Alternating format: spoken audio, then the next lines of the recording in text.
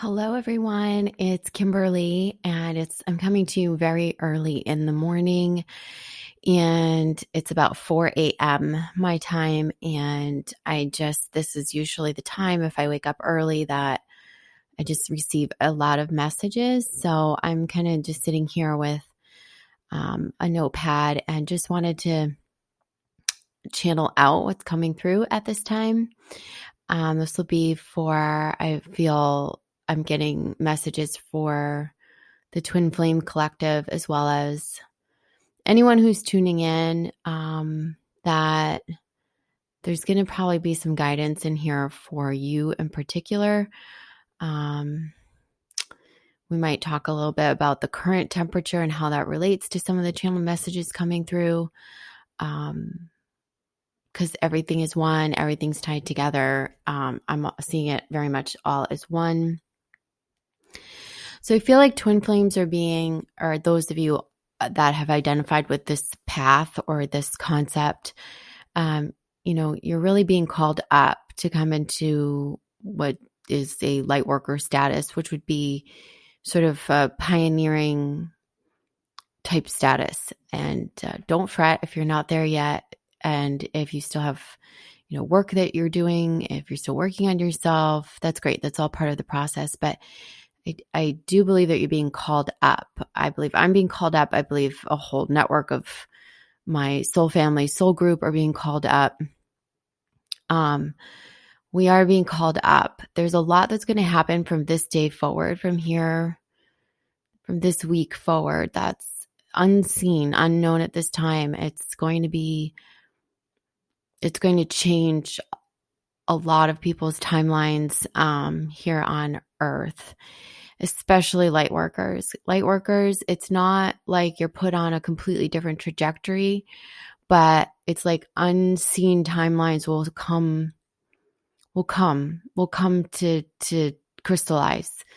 The best way I can sum it up is I saw a quote. I'm just gonna pull it up, and I reposted it on it's from Ram Dass, who is one of my favorite philosophers, spiritual leaders.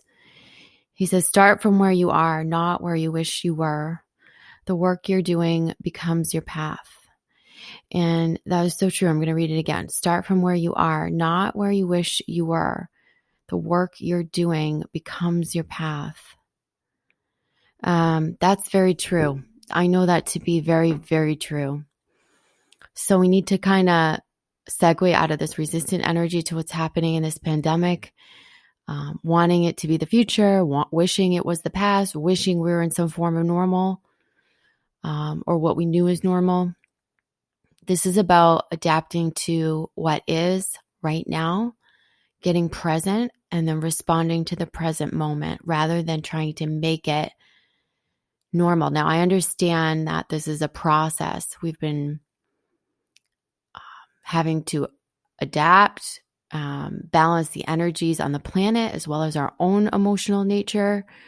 You've been going inward behind the scenes, maybe more so than ever. You may be resting, you may be grieving, you may be doing a lot of weeping for the world. You may be inspired, which I've heard many people be. I think there's a rising inspiration that's going to be taking place over the next few weeks. And like I said, it's a call upward for light workers. It's not about trying to be where you were before or getting to where, you want to be in the future. And it's really no longer about self-fulfilling timelines or pushing one's own agenda. And I keep saying that, and I'll keep saying it again and again. Our own agendas are being asked to be set aside.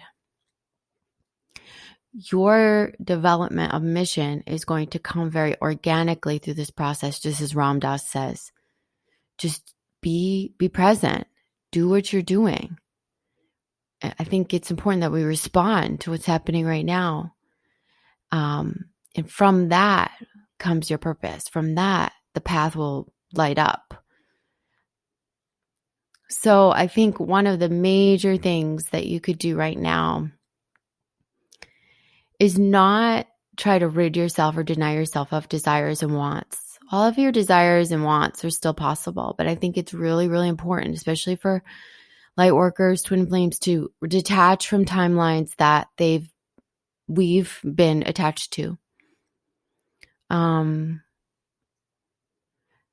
Needing to let those timelines go of how we thought it was going to go, how we wanted it to go. That's really important.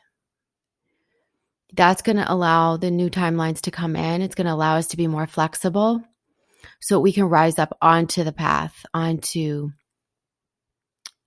the true mission. And for many of you, you've been getting ready for this in many different ways. Some people had a tough year of healing last year. They learned how to hermit. They learned how to be still. They learned how to be behind closed doors. They learned how to be in uncertainty, like myself. You were kind of in a training for this. If you find yourself one of those people that were in a training, you certainly are here to lead right now. Others of you, might be the first time you're, experiencing something like this. And you'll rise up soon as well. So I'm laughing. I'm looking at my little Zoe. I have to go squeeze her. I wish I could take the mic with me. She's just too cute for words right now. She's like curled up in the corner of a piece of furniture, and she's on her back, and she nestled her whole face, her arms, her legs, and her face into this piece of furniture. She's so cute.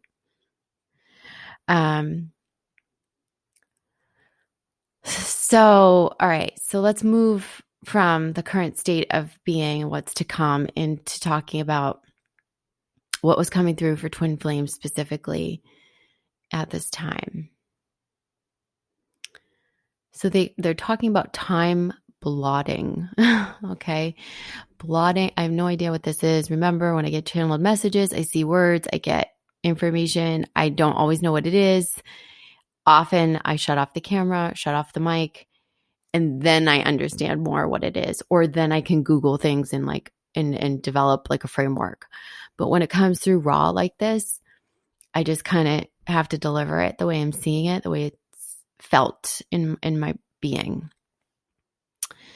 So blotting is like this. I see a circle, and I see like all these little, like if you were to like blot with like ink, like little ink spots all over the circle. And they're like just showing me that like time blotting is like how like all the events and all of the things that are happening, whether they're big events or small events, it's like they're all happening at once. So say like the circle is your life, and all these little blots of ink or spotches or whatever are like life events or happenings. And what they're showing me with twin flames is that like you're always together. You never really do separate. You've always been together, and you'll always be together. So I also get that like there's there's the circle like as representative of your life or your essence or your being is magnetic to the other.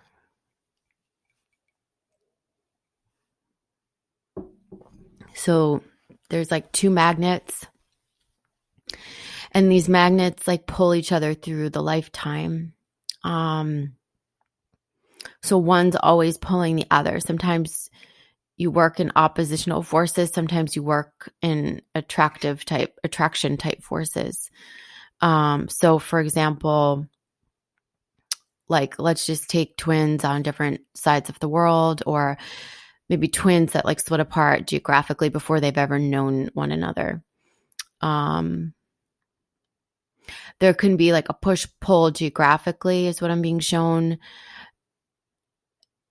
because of not just like where the soul gravitates to in certain learning experience that are in that place for that soul, but especially as a reaction and an oppositional force for the other soul. So there might be a need to anchor the light in one area, one part of the world for one soul, and another part of the world for another soul. If they're creating oppositional forces, or they're tandem forces, is the way it's being shown to me. When twins finally do meet up or sync up, when they finally meet in the physical, that is where they've been magnetized to the same place. There could be a magnetic force around this particular place, and this particular place could have a magnetic force that is like is sort of echoed as a magnetic. It's almost like a vortex, or it holds the energy. It's been holding the energy. So that okay. So wherever the twins meet, like be it could be in a city, or it could be in a small town, or may have been that they, certain twins like met in high school and then they reunite 25 years later. But they're saying wherever you meet your twin, there's like an energetic vortex there in that place. It's not like a coincidence that you meet in a certain geographical place. Like that place was set in advance to hold the energy for your meeting. So I'm getting a lot around like geography being an important component, which is so interesting. Like not a component where in a linear way, or in even like I guess geography is like the wrong word for it, but they're just showing me how things like exist simultaneously. Like as you were doing this in your life and your twin was doing that in his or her life, at different times in different places, like there was always an oppositional or tandem force at work for whatever reason. That could, like I said, could be soul lessons, could be, so one soul could hold the light someplace, and one soul could hold the darkness someplace, depending on what was happening in your life at some point, being the contrast or being the light in whatever place you were in. But when the souls choose in a divine way to come together in one spot in like a meeting, whether that's an initial meeting or an ongoing place that cradles the relationship, it's very important. It's very, very important.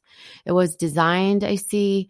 It was agreed upon. And that place of the meeting, or that place where the relationship is fostered or is carried out, is very important. I think it's important also because there are twins that do have a huge geographical separation between them and those people. What I get, what I see, what I know is that when it's time, you'll know, because there will be a unique geographical place that will cradle both of your energies together. A space will be created for those energies to unite in one place. Can you be with a twin flame throughout your whole life, like from birth to death? Yes, I do believe that. I definitely do believe that. I believe that you do not have to be together in the physical. You don't even ever need to meet in the physical to be anchored by that force, that energy, throughout your entire life. So yes, that absolutely can happen. So I think where people struggle the most is when they go into a separation in the physical, like they meet and then they go into a physical separation, and then they're trying to figure out, well, like, how can they try to work this type of connection into a linear perspective. How can I come back together with this person? How can I advance them? How can I advance myself? And it's like, we've got to just let all that go. Is, what I've known, what I've been shown is it's really not about ever coming together in the physical. There is a third energy with twins. There is this other energy, and that energy is a driving force in each other's lives. So as you were living separate lives before you knew one another in the physical, you were always driving one another in some way. There was a propelling sort of, there's something about the other's energy that has propelled you throughout your whole life. whether you've known it or not, and will continue to do so in whatever way. So whether you have contracted to come together in this lifetime or not, like that energy continues. It continues to propel you. It continues to help you understand where you need to be geographically. It helps you understand, even who you might need to be with. It's always there. It's always driving you. It's certainly a conduit and a catalyst for, your mission. And when you when you come more in touch with that energy, it doesn't have to be two physical people serving one mission together. That is not what mission is at all. I think that's a complete linear misconception about mission. It's just what's assumed in our linear mental minds, and it's not that. You can serve missions like physically separately. It's the energy that's created between the pair that drives the other, propels the other onto the mission path or onto the soul's purpose. And that can happen being in the physical together or not. I think sometimes it's sparked by the physical contact that we have that becomes the catalyst for the change within us and may become the catalyst to place us on our path. But when you're with a true twin flame, there is no like beginning or ending to that energy. There's always just a simultaneous force. So I think if you're struggling with, coming in the 3D and going up to the 5D, the 5D just always exists. That which we call the 5D, or that higher dimension of knowing or connection, it always exists. It's the 3D that trips us up, because it's the 3D that we try to equate as linear, that we try to look at as linear, that we try to understand from the mental mind. We try to dissect. We try to make it fit into a certain box that's linear, that has a beginning, an end, a timeline, because that's the way that our humanistic mental mind and our sentient emotional beings can understand that. But when you can find the peace and center within and come into wholeness with yourself, you understand that you can simply hold space for that energy to be all at once. It's like all those blots on a circle are all happening at once. And if your two circles are magnetic, you're never apart. You're either working oppositionally or you're working in tandem. You could be working on different sides of the world. You could be working in the same town. Energetically, you're always energetically working together. You're always driving and propelling one another. You're always, it doesn't matter if the twins have separate like marriage partners or life partners, you're always working together. You're always working together. You're never not going to be working together. And that's why the force of these relationships is so intense, and it has a lot of the same energy as other types of deep soul connections, but it's unique in the sense that it's a force. It creates a force that's here to accomplish something. It's here to balance light and dark energies in the world. And it's definitely here in a personal nature or personal way for you to come into greater wholeness within yourself. So it is the pain of the 3D separation. It is the pain of the perceived separation that cracks you open into the potential for union within yourself. And that's the purpose of, twin flames. But I think it's just all things are playing out all at once. We see everything as linear, but like nothing's linear. Everything's happening at once. I do and have done quite a bit of past life work, both with clients, on myself. I have done progressions, not just regressions. So interesting to be part of progressions in which so many people tap into the same consciousness, like in a room full of people doing their own individual progressions, to see that when we emerge, we all have kind of the same source of information, that there is a consciousness around, what's in the future and also the past. We can tap into any area we want to focus on. Once you're able to expand beyond this 3D dimension, you can go forward, backwards. You can reach up into parallel universes. You can reach up high into other timelines that are exalted, that might be playing out simultaneously to, for example, have you ever had the feeling like maybe on your twin flame journey, like it's not supposed to be this way, or I saw it playing out differently, or no, sometimes when we feel that, it could definitely be because we have not arrived at that junction yet. Oh, that's my Zoe chiming in. I don't know if you guys heard her. What is it, Zoe? She's saying, yep. She's saying that's happened to me. So when we get that feeling like, I feel like this should be different, or I saw this happening differently, or it feels different at a higher level, but it's not congruent to what's happening here in the 3D. It's either you haven't fulfilled that timeline yet, or you're tapping into an alternate reality of what is playing out exactly in the same time-space reality as right now. So,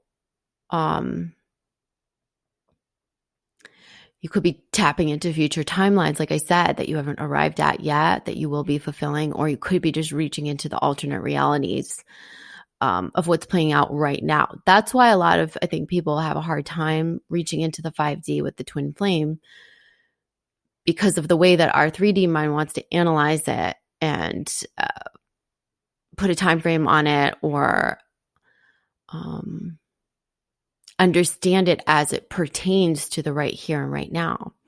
But the truth is when you reach into the 5D and like a meditation or any sort of a dream state, and you're able to experience the expansiveness of someone's soul, and connect with them on a much higher level, where there aren't as many, there's not as much emotionality or mental blocks or 3D fears and resistance, where you're able to just access that purity of essence and soul connection, that at that state, at that higher level,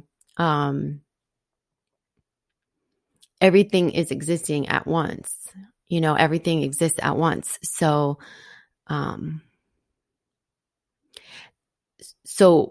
the problem with our 3D selves is that we come back from those experiences like, oh, I was just with my twin in this dream. It felt so good. It was amazing. There's so much love. Oh, and then I came back down into the 3D. I looked on social media and he or she blocked me, and I haven't talked to them for 6 months. And people say, how can that be congruent? But I know that they love me. Like, how can that be congruent? And it is congruent. It is congruent because the expansiveness of that person's soul is what you're tapping into in the 5D. Like, where there are no constraints of wounding and fear and resistance and the split or separation, you're tapping into that person's wholeness, the essence of their soul, their divinity, and you're mirroring back your own. So basically you're meeting in a more whole state at a soul level. Whereas when you come back down here on earth, we're put in this, perceived like constraint of linear time. Our mental mind is trying to reason things away, trying to understand things. It's never meant to be, it's never going to feel congruent. So a lot of this striving for union with twin flames is like this striving for congruency is what we're striving. We're striving to blend or meld that feeling of the all expansiveness, the oneness, the one force of energy, the simultaneous forces of energy working as one, the third energy, however you want to view it, into this 3D linear time-space reality. I'm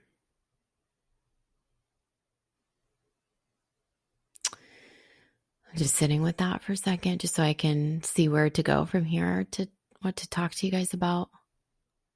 So,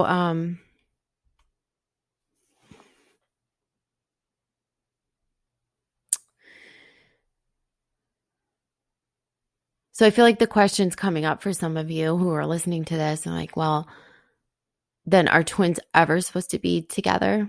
Are they always supposed to be oppositional or tandem forces working to propel or pull one another into wholeness or propel each other into mission or to spread the light in certain parts of the world and so on and so forth? Yeah, I think certain souls do have contracts to fulfill certain aspects in the physical, but this is not everyone. And I would say the majority of people who meet what they perceive as like a twin energy or twin energetic force, it's a catalyzing force in your journey, but it's also going to be an existent force your entire life. Whether you want to acknowledge that or can acknowledge that at a linear 3D level for your emotional, human, sentient being self, that's a hard thing to reconcile for most people, because people say, I need to find a perspective I can live with. How can I live with the knowing that I have this love for this person? The truth is, you've always had the love for this person, and this person has always had the love for you. You've always been pulling one another throughout space and time and in and out of these incarnations. So it's like you are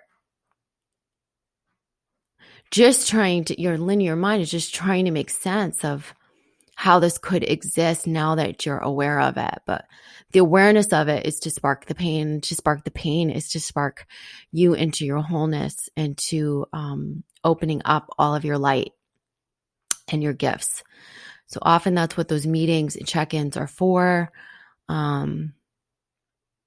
There's never really a separation. Like, that's definitely what I'm being shown. There's always a magnetic force. There's always an existence together. Those timelines you can tap into at any time. The 5D access to the full soul connection. It's never gone. You could separate for years and years, and it might feel like a minute, right? It might not feel like you've been separated in the physical for years and years, because it really is only been a flash of energy, a flash of light. You've always really just been together. So I think that if you're trying to make sense of things that don't feel congruent in your physical world as what you know to be in a higher aspect, it's not about us trying to manipulate the higher aspects or try to manipulate our 3D reality to match the higher aspects. That's where I think people err on this journey. Your only job is to be aware of this connection, how it's propelling you, and to do the work to come into the wholeness, to spread the light, and to listen to your higher being. Listen to the pull of where you need to be and where you need to go and how you're directed and who you need to help and what you need to do for yourself and for others to come into that wholeness, to hold the light.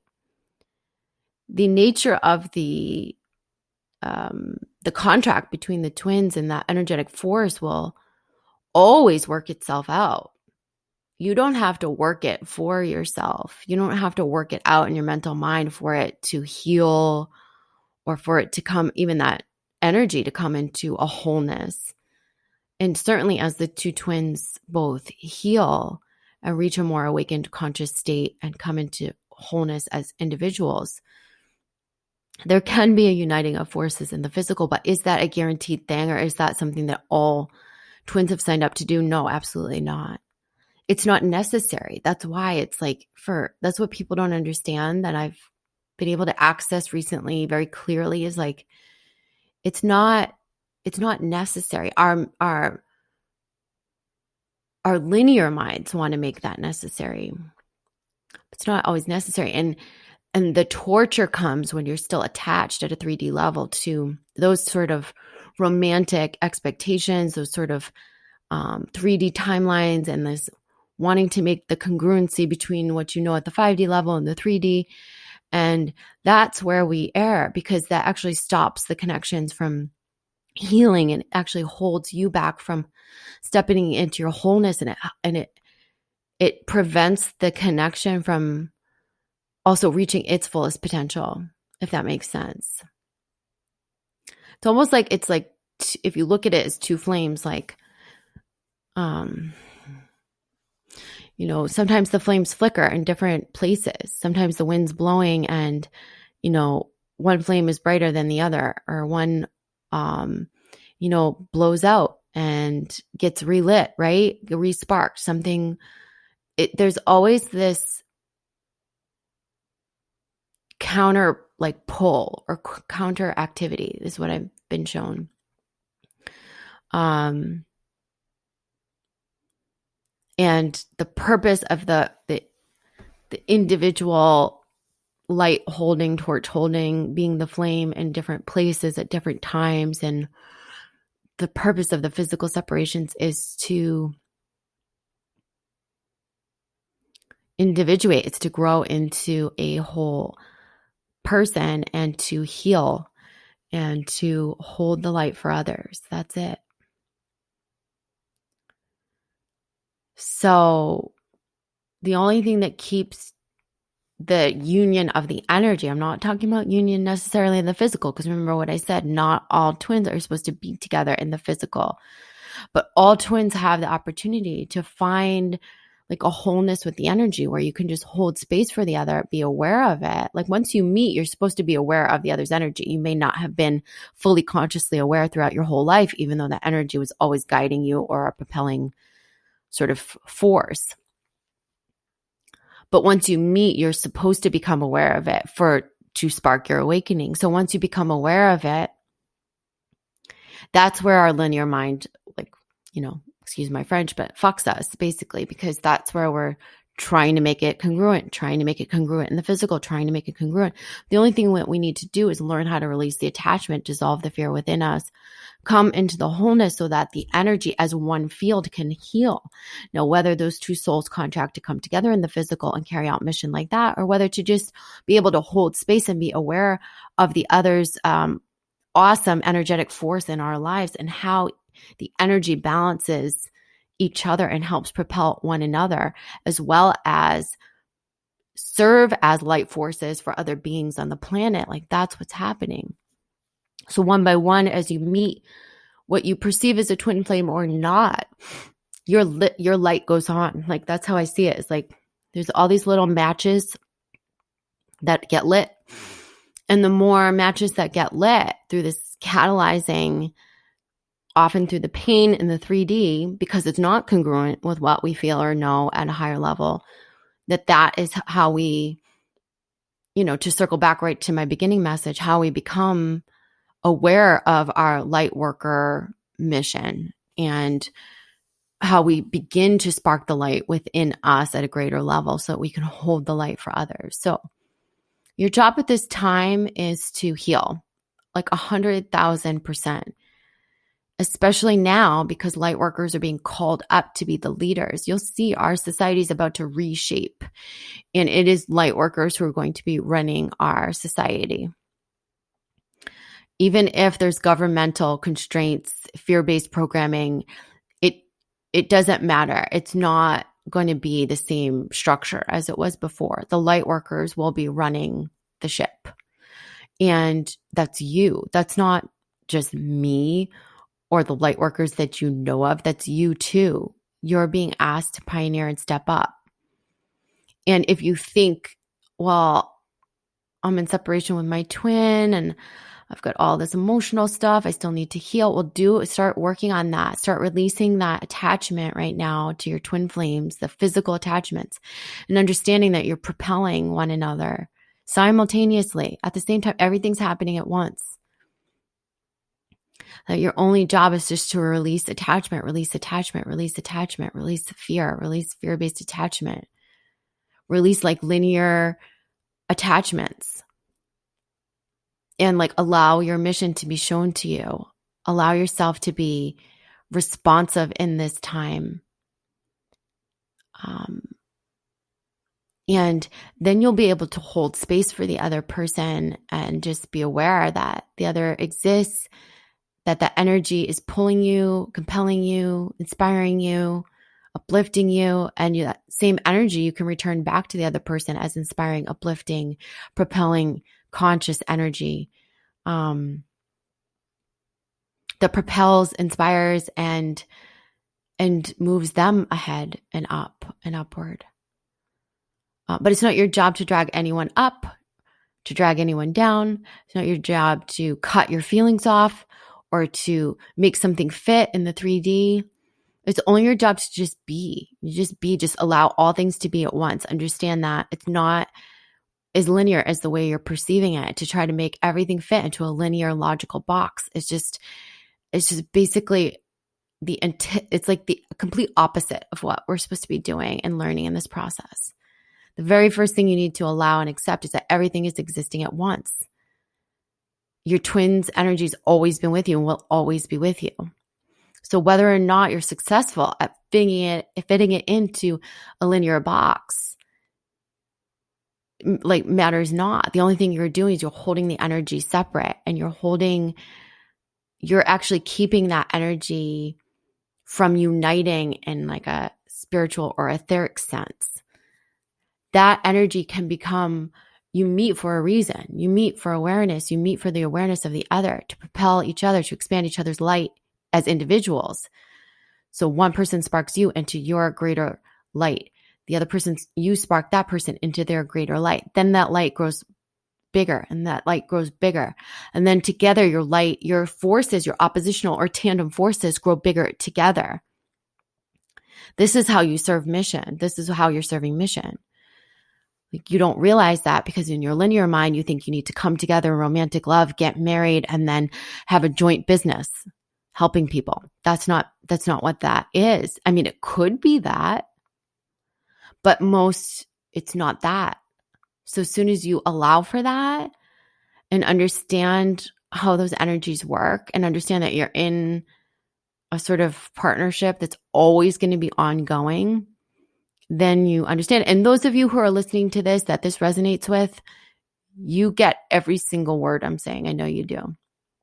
And those of you where it's hard to wrap your head around, maybe you're not in one of these connections, or maybe you're just not there yet, right? Because you're trying to remove some of the programs that have kept you from seeing it or understanding it this way.